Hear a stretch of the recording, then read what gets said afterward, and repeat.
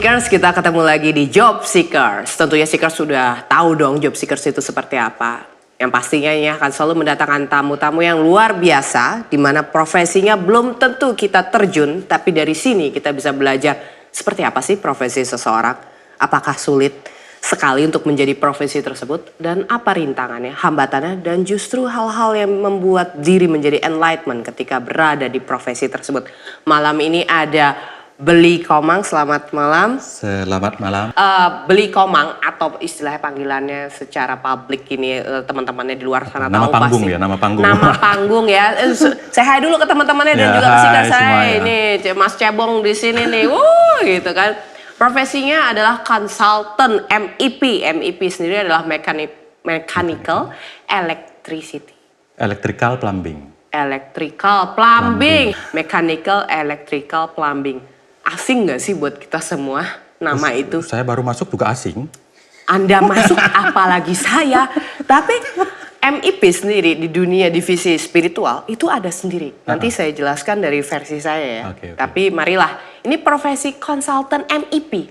Mechanical electrical plumbing. What is that?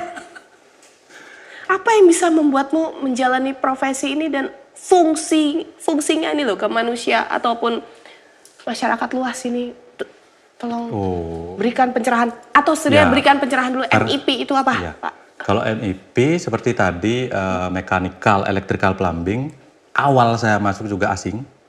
Ya sebenarnya itu pekerjaan konsultan ya, bahkan tapi ada juga kontraktor MEP. Kalau di sini.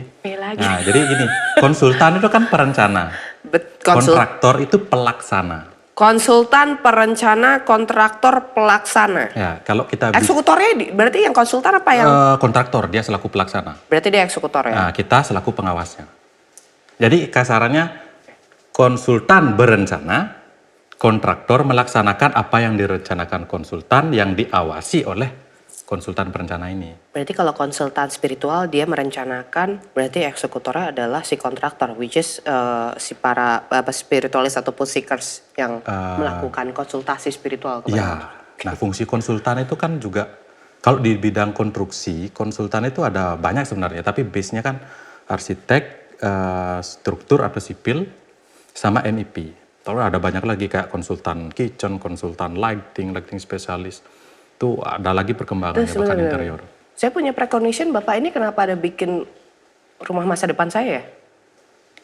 Amin, mungkin. Seriously, I see him on my new house future. Sorry ya, kadang-kala ini harus saya sampaikan kepada Udayu, dia yang bertanggung jawab terhadap segala precognition saya karena dia adalah pencatat manuskrip apapun itu. Oke. Nice. Nice, oke. Ya. Jadi konsultan itu fungsinya apa? Ya, konsultan kan fungsinya untuk konsultasi. Konsultasi. Ya, terutama di bidang MEP. Kalau dia arsitektur, dia akan berkonsultasi ya di bidang arsitektur ataupun sipil seperti itu. Ibarat gini, kita ambil dalam sebuah konstruksi, misalkan kita bangun hotel nih.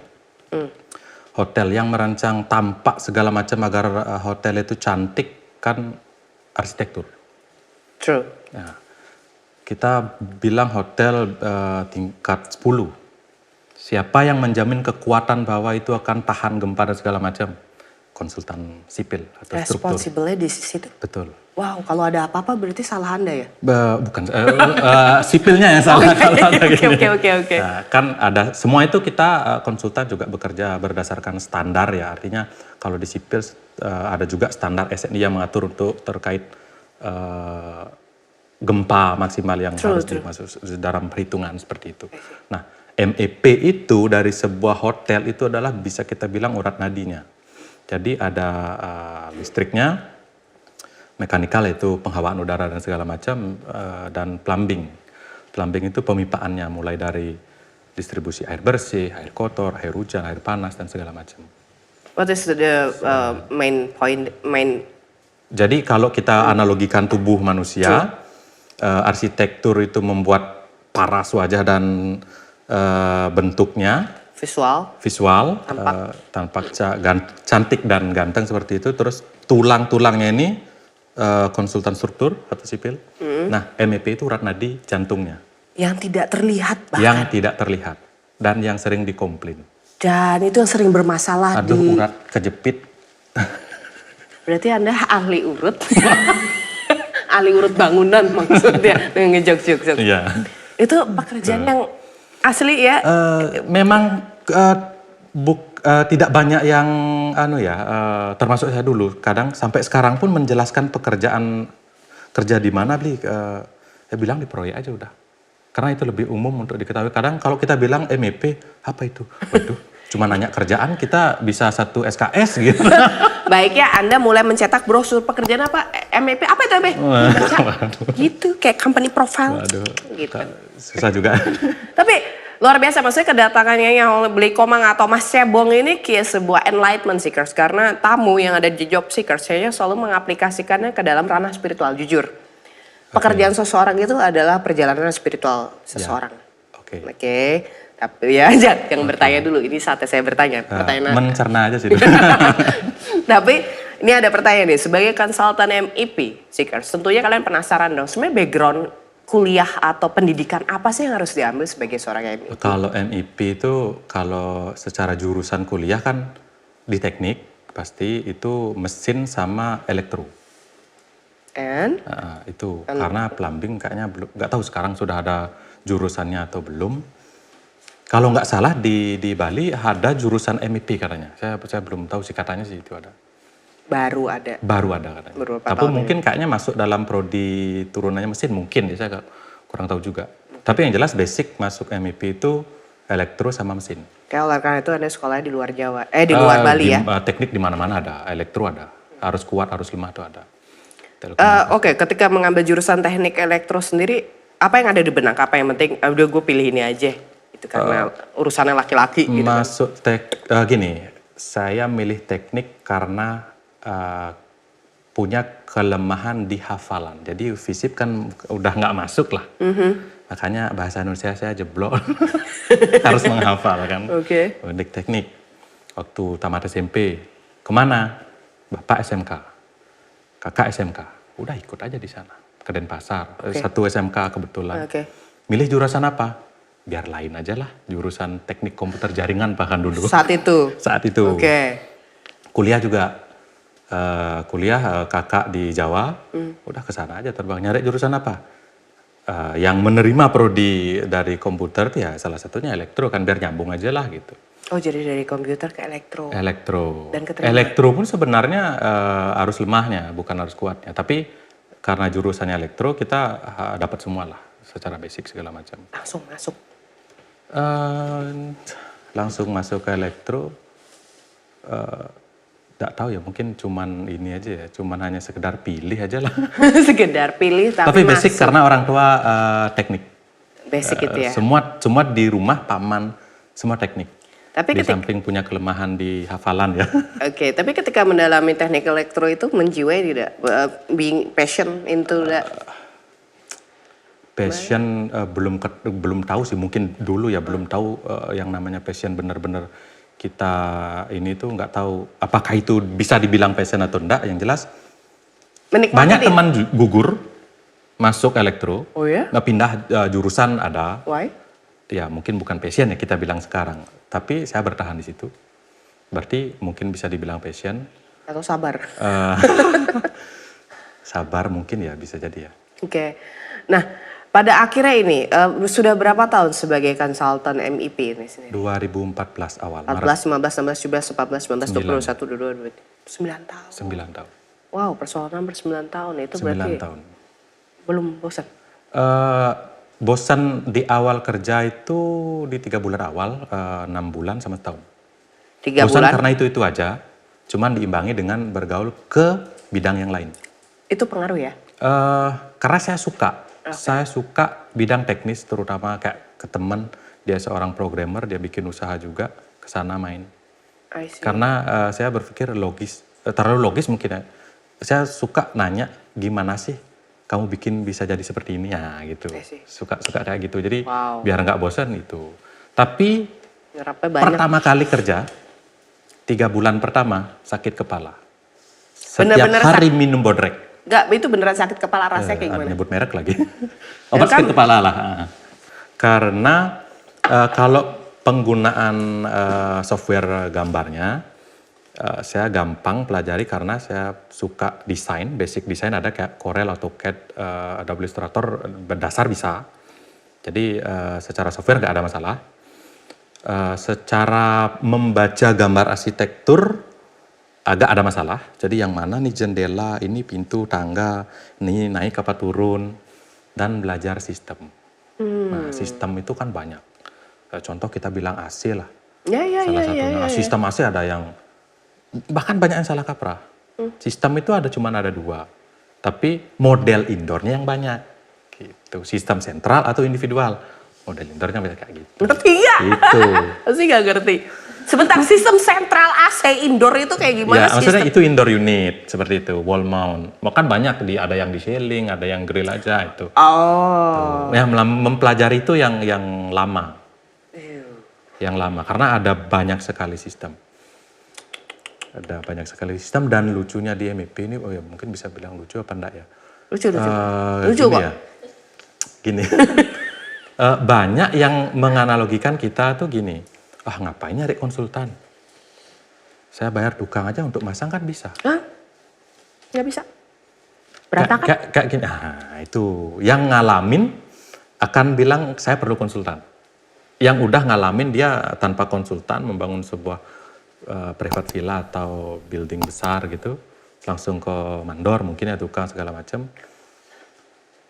Kadang tugas kita konsultan itu kan konsultasi ya, yang mana lebih efisien, berarti efektif.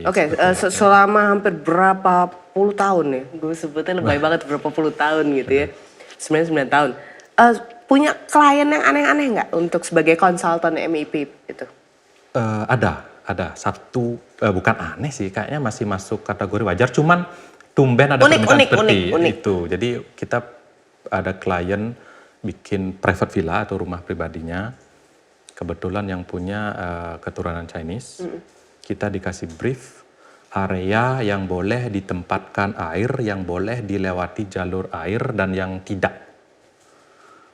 Seperti itu. Jadi misalkan dia punya bangunan, kamar, ruang tamu kan udah ditata seperti itu. Berarti ketika sudah ketemu sama Beli Komang sendiri, sudah memberikan denah yang ini tidak boleh dilewati jalur air? Dari owner.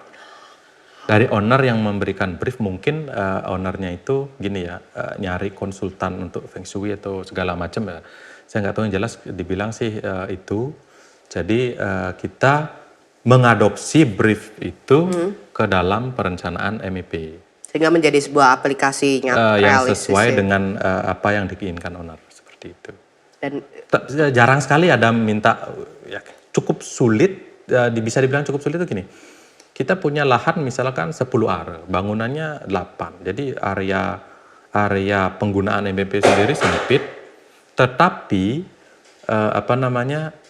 kita ada batasan-batasan. Ntar aku terjemahin. Gitu loh, nggak fleksibel. Itu yang bikin kadang-kadang ada tantangan sendiri, tapi bukan berarti tidak bisa. Seperti itu. Seekers dengar ada suara tadi? Jadi sebenarnya ketika Beli Komang sedang menjelaskan, sebenarnya ada suara lain masuk. Oke, kok saya merinding? Enggak. Suaranya adalah tanah yang bahkan kayaknya belum tahu. Tapi ketika tanah tersebut bilang ini tanah kelak kalau memang mau dibangun, asking you to be consultant. Karena di situ akan berkumpul energi-energi besar. I don't know what is that gitu.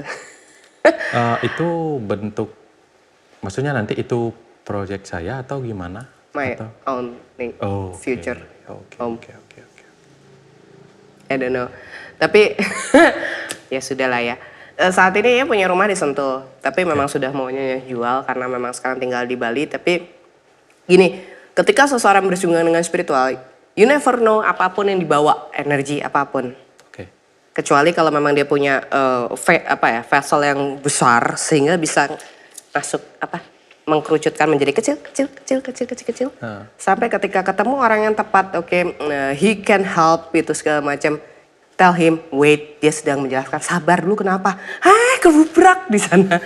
Kayak, ya sabar. Itu sebenarnya bentuk penerjemahan kayak konfirmasi ketika kelak nanti ya dianya akan punya rumah, Budayu, serta akan beli Komang, dipercaya untuk butuh energi soalnya rumahnya.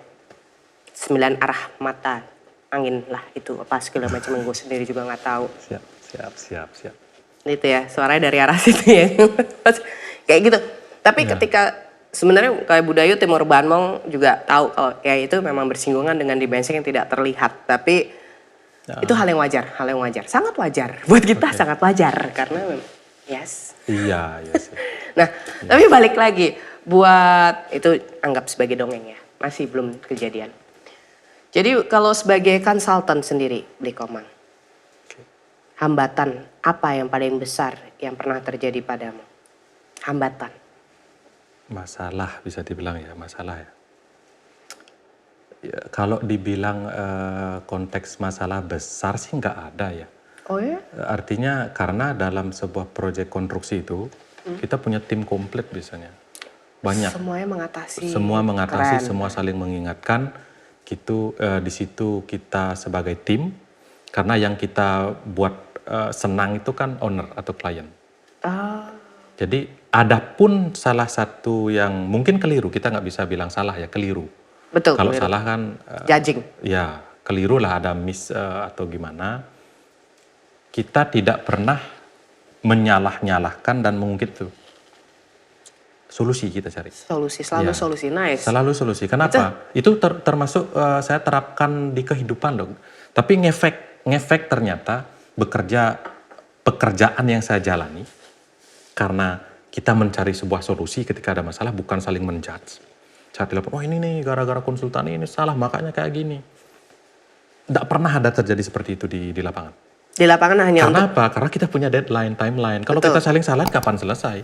Itu dalam kondisi situasional pekerjaan Anda secara personal terhadap tim, atau itu juga terjadi keseluruhan di luar? Keseluruhan tim. Bukan internal MEP aja, tapi tim konstruksi.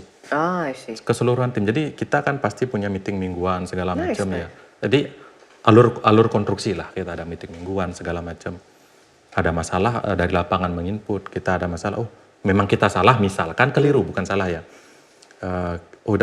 Masih bisa nggak ada solusi gini gimana? Di lapangan bisa kerja? Bisa. Ada kendala? Nggak ada Pak. Berarti bisa go ahead kan? Nah, solusi-solusi itu terbiasa kita jalani. Kita selalu mencari solusi lah, bukan terlalu ngejudge seorang salah atau gimana. Ke bawah kehidupan. Menjadi habit ya? Menjadi habit. Nice. Jadi keren. Saat ada orang yang ngejudge, ini nih, loh gak boleh kayak gitu loh. Sekarang kalau kita berdebat, gara-gara kamu kayak gini, kapan selesai? Ya solusi cari. Itu. Termasuk manajemen. Manajemen pekerjaan ikut ke manajemen kehidupan. Ikut. Habitual akhirnya jadi. Oke, boleh sekali lagi menjelaskan atau mungkin belum dijelaskan bagaimana pada akhirnya Bli Komang ini terjun sebagai konsultan MEP. Kayaknya kita bisa kerja di MEP gitu ya? Ya, itu kita perlu tahu. Nah, balik lagi juga tuh, itu ceritanya gimana tuh? Tanpa disengaja juga. Nah, iya itu. Lulus September 2013. Nganggur lah 5 bulan kurang lebih kan. Di Malang 5 bulan, bekal menipis, ya memang tipis. Terus di kampus tuh saya cukup aktif. Kegiatan segala macam, cukup banyak dikenal dosen juga. Nah, kenal salah satu staf perpustakaan malah. Librarian. Itu berjasa sekali. Kalau boleh saya sebut namanya Bu Nunu. Boleh, Bu. Bu Nunu namanya. Bu Nunu, terima kasih Bu Nunu. Nonton jadi beliau tiba-tiba waktu itu nelpon. Kenapa tiba-tiba nelpon? Gak tahu kenapa. Cuma nyimpen.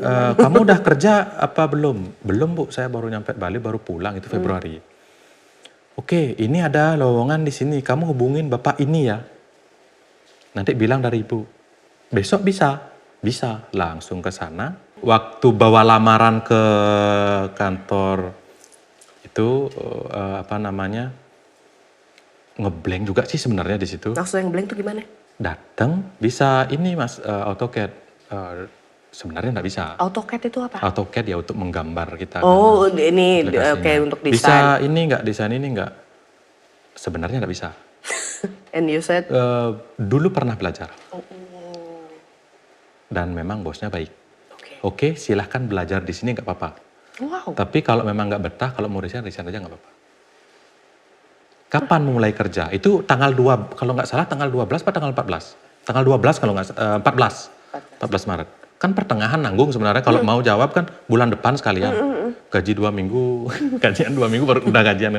Saya jawab langsung, besok bisa Pak. Pulang baru berpikir.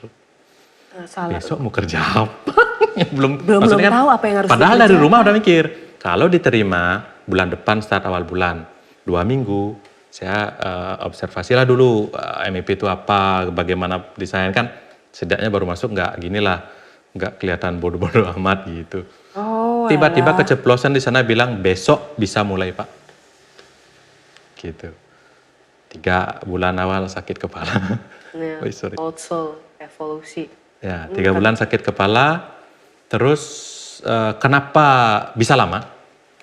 Saya suka kerja di balik layar. Jadi contoh ada mall, proyek saya pertama itu level 21 kalau tahu. Level 21? Mall. Wait. Level 21 mall. Oh iya tahu. Nah itu, renovasi dulu saya di situ, baru masuk meeting di ruang ber-AC, saya keringatan sendirian. Ruang AC tapi keringetan? Saya keringatan sendirian. AC-nya jelek apa? Bukan, saya dilepas sendirian. Dididik lah gitu loh. Saya bilang bukan. Pertama kali ya, itu proyek renovasi ya?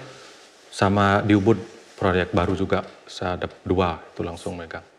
Oh, tapi udah setahun lah kerja, langsung dipercaya. Jadi Anda ya merenovasi level 21 itu? Ya. No wonder, gue betah mampir ke sana.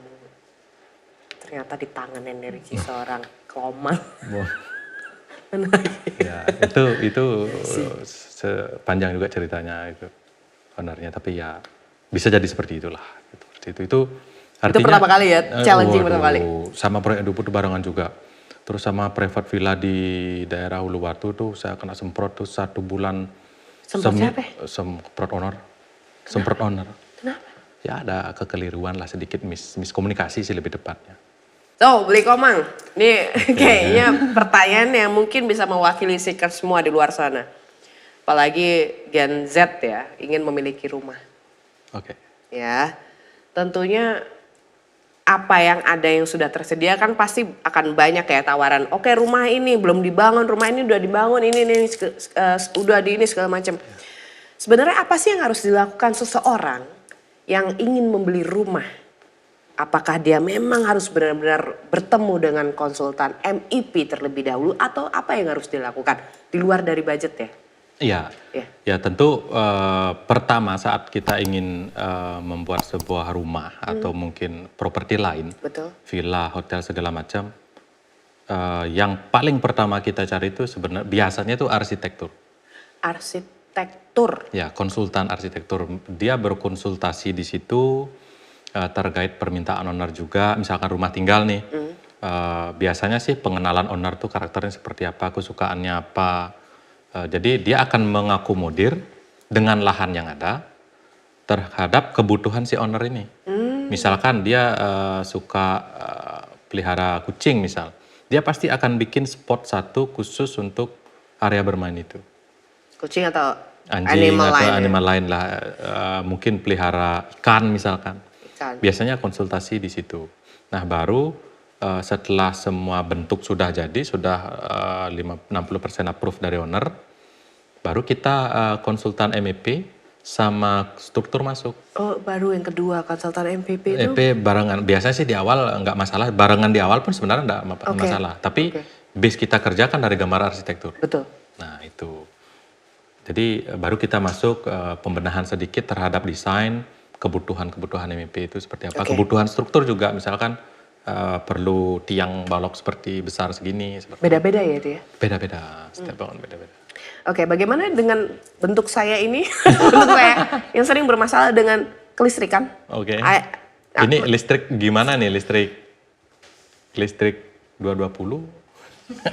Budayu bisa jelasin nggak betapa saya sering bermasalah? Oh ini mungkin perlu pakai sepatu safety. Biar nggak kesetrum. No. Bukan. Gimana, boleh jelasin nggak Budayu, gimana tuh? Nyanyi itu kalau dekat barang-barang elektronik selalu mengganggu. Oke, radiasi berarti. Ya, misalkan terhadap apapun elektronik yang ada arus listrik. Tiba-tiba kalau bunyi ceklekin saklar suka bohlamnya gosong semua tiba-tiba. Itu Oke. Oke. Mesin merchant gesek itu macet. Bisa error. Tapi harus menjauh dulu. Mau. Merchantnya mau.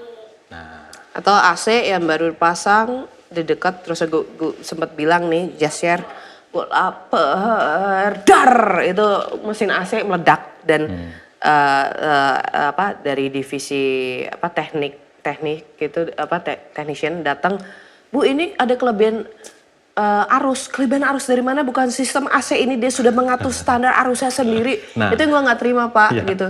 Jadi mohon sebagai calon pembangun rumah saya ini ini kita juga beberapa kali di lapangan kejadian dalam arti dibilang adalah seperti itu juga. Ada sewaktu-waktu sistem kan serba otomatis ya. Kita buka keran air, pompa nyala. Ini nggak ada buka keran air, pompa nyala sendiri. Ada kadang instalasi mampet tanpa diperbaiki jalur sendiri. Ya ada beberapa juga memang kita perbaiki. Kalau kita di lapangan kan berpikir lebih ke teknis ya. Karena tidak bisa kita jelaskan ke owner kenapa bisa begini. Karena apa ya Pak? Ya kita harus cari tahu masalahnya. Betul. Bahkan kita tidak perbaiki pun dia selesai sendiri, ya udah. Berarti kita tenang dong gitu. Udah, Gak gitu bisa, aja. saya harus mendengarkan penjelasan secara realistis dan logika dari sisi Anda sebagai teknik elektro. Itu kalau sampai seperti itu ya kita bilang itu ada arus berlebih. Arus berlebih. Ya kita tinggal tambahkan regulator atau bisa kita bilang AVR lah, auto voltage regulator. I need AVR in my life. Iya, seperti itu. Jadi untuk penstabil. Tim, Seperti itu. penjelajahan di dunia lain. Seringkali kan bermasalah kan audio gue. Sampai detik ini tim berangkat juga kan sering bermasalah kan audio. Tiba-tiba mati sinyal Pak. Oke. Itu masalahnya di saya Pak kayaknya. Enggak kalau saya bilang.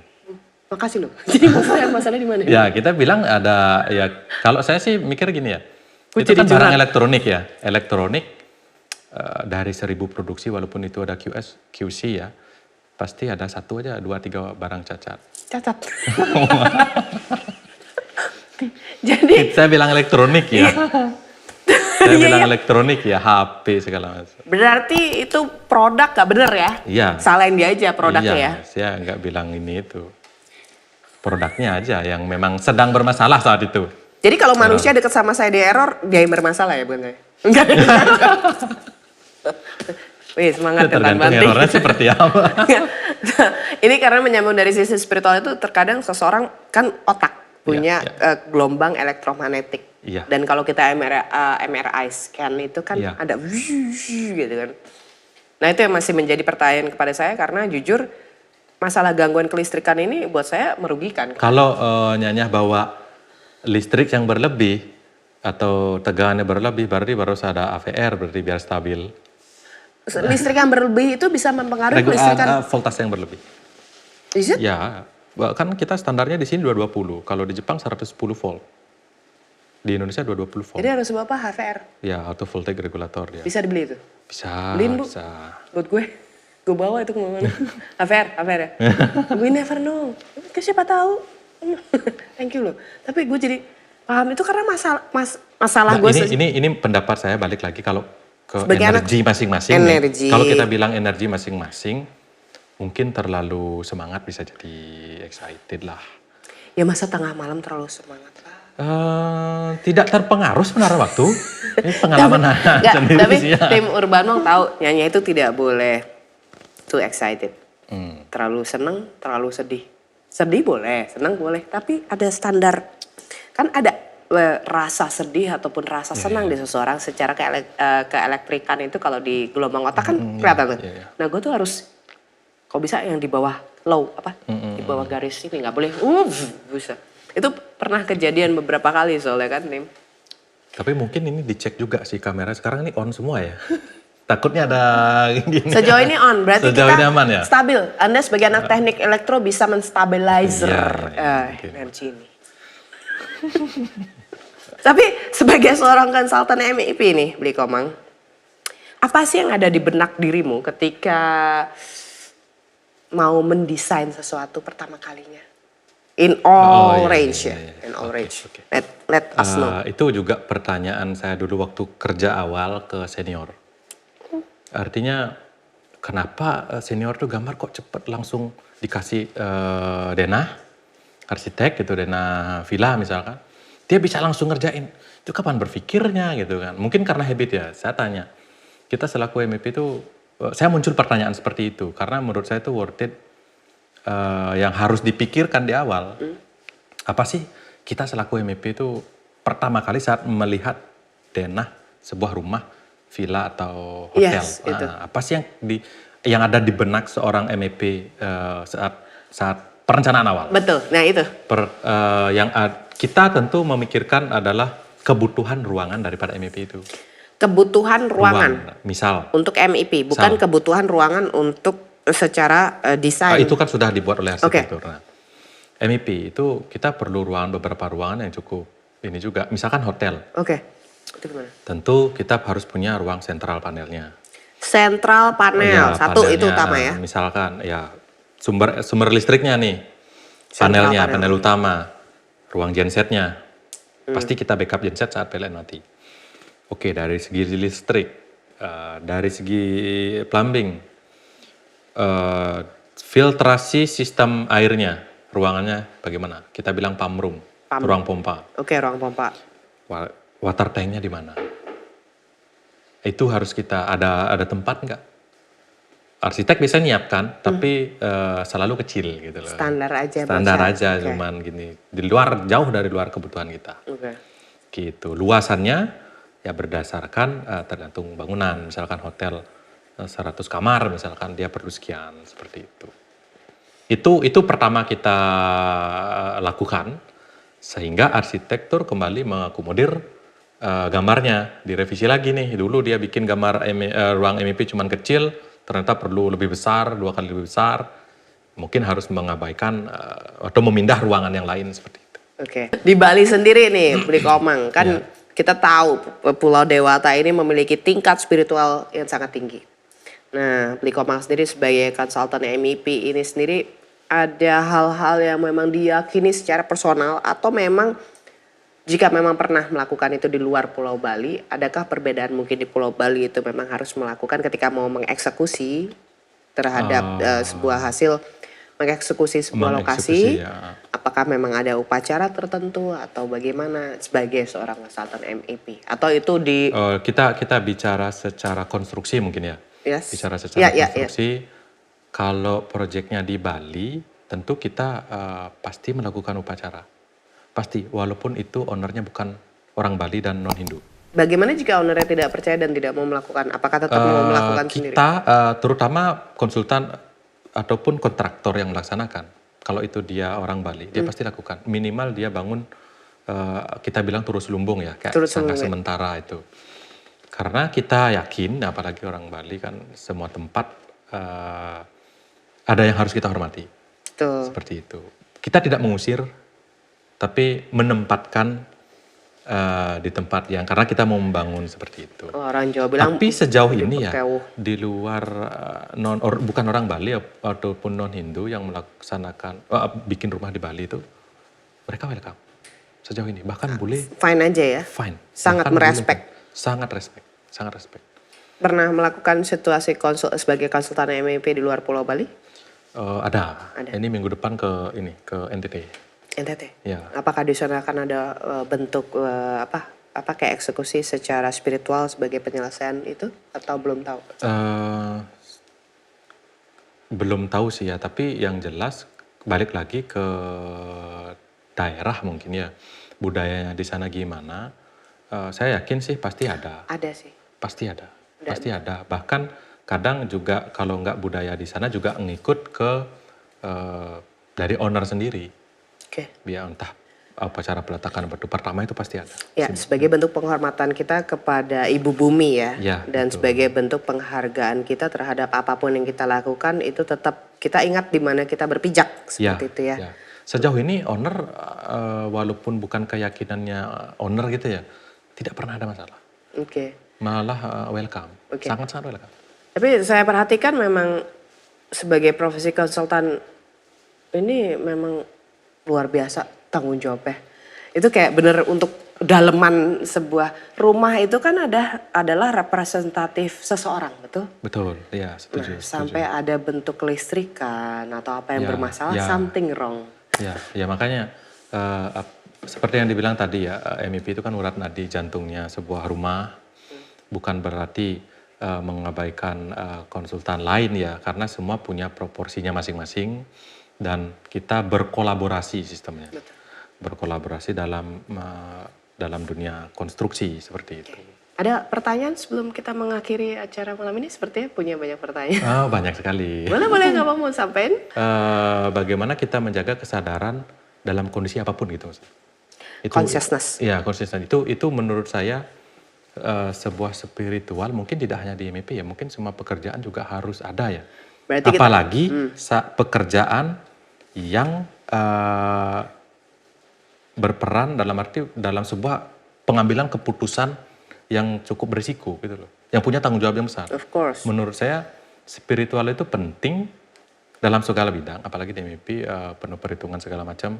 Kita harus bisa, kalau saya bahasa sendiri itu sadar dalam kondisi apapun.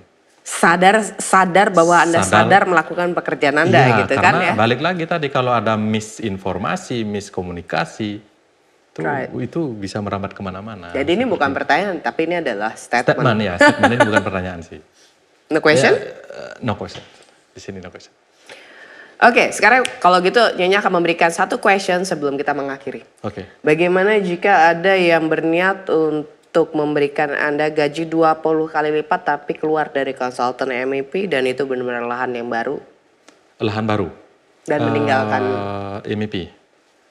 Saya 100%, 1000% bilang tidak. Why? Karena saya sudah komitmen di tahun pertama. Saya sudah komitmen di tahun pertama dan cita-cita saya punya perusahaan sendiri. Kenapa? Agar saya tidak mulai dari anak saya tidak mulai dari nol. So you building something? Ya, minimal anak saya berangkat dari tangga yang pertama, bukan dari dasar. Saya bangun dasarnya. Walaupun tidak berada di tangga ke-10, tapi setidaknya dia tidak dari nol. Oke, luar biasa obrolan hari ini dengan Bli Komang sebagai konsultan MEP dan terus terang ya personal mendapatkan enlightenment pekerjaannya dan Seekers. Tadi seperti yang Bli Komang bilang, sebenarnya lapangan untuk mencari konsultan MEP ini besar sekali. Besar sekali. Tadi juga sudah mendengarkan apa saja yang harus dilakukan segala macam. So, kita perlu menghargai setiap pekerjaan karena belum tentu ketika kita terjun melaksanakan pekerjaan tersebut kita bisa. So kita harus respect terhadap pekerjaan setiap orang dan luar biasa konsultan MEP. Terima kasih Bli Komang. Sama-sama. Pandangannya secara spiritual karena tidak ada pertanyaan hanya berikan pertanyaan dan pertanyaan jebakan Batman-nya sudah cukup menjawab. Oke, say bye ke Seekers. Bye, thank you.